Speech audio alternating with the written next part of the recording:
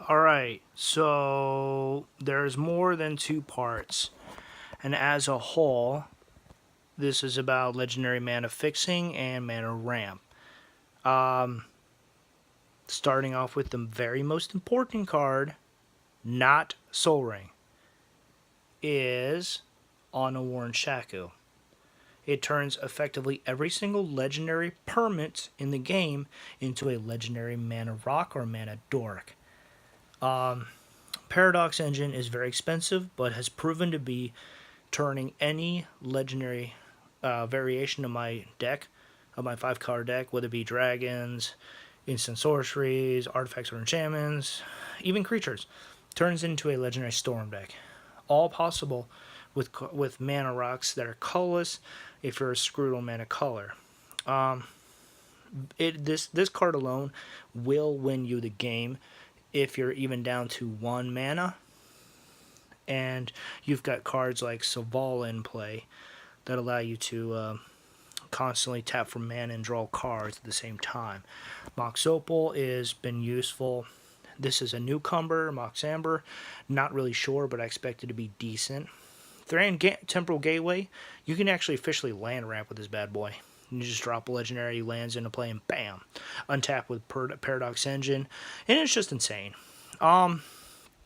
Immortal Sun is also a newcomer because it reduces all costs that you cast, and it makes your creatures a little bit bigger. Sure, that's cool. Additional, at the beginning of your draw step, draw an additional card. Very cool. Planeswalker abilities, just we'll see how that works out. For non-legendary cards, Soul Ring, easily the best card. Chromatic Lantern, the second best card. Now, I should actually swap this around.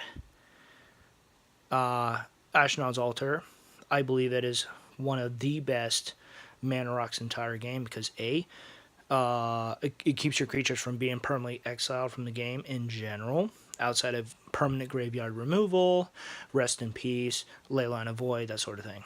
But it also gets you 2 mana, very useful. Commander Sphere, it's okay. I like it. I think it's better than Darksteel Ignite, but only because you can draw you a card and you can get it back on the field a lot easier with certain things. Expedition Map fixes your mana. Prismatic Omen fixes your mana. Savala, it's almost like Adric. Just try not to use it during your turn and use it at the end of someone else's turn.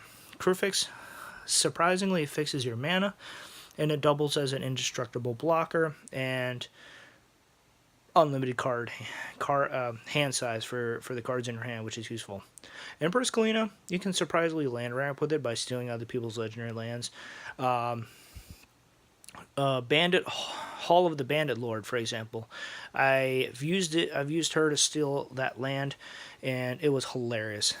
The other guy didn't think it was funny, but as I said, you can ramp with that card by stealing other people's legendary lands.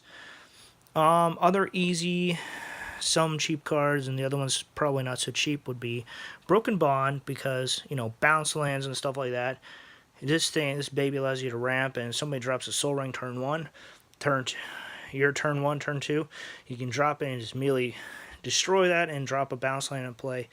Temple Discovery is just a fun, easy way, a multiplayer variation of getting people, A, back in the game, and B, making friends, or if you just want to skip that out, B, getting lots of lands that people don't really care about, like bounce lands. Surprisingly, Kamal's Druidic Vow is not bad for land ramping, because if you notice it says, pay X, you're putting X into it, so you're basically X out of it. Look at the top X cards of your library. You may put any number of lands and or legendary permanent cards with CMC X or less among them onto the battlefield.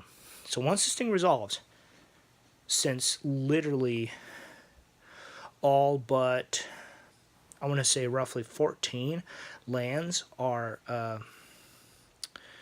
you've got about, 9. You roughly have about 16 non-legendary lands, and the rest are all legendary. So you've got a very high chance of getting stuff that are legendary and just dropping it straight on the battlefield. Titania, very useful, and it makes people think twice about blowing your lands up. legendary land ramp in the sense of playing multiple lands per turn. Combined with Sakashima in here, Sakashima the Imposter, you can actually copy that and do it 3 lands per turn. Pretty darn useful if you ask me. Last but not least, who is also very efficient, Kam Sisay is a legendary land tutor. Very useful.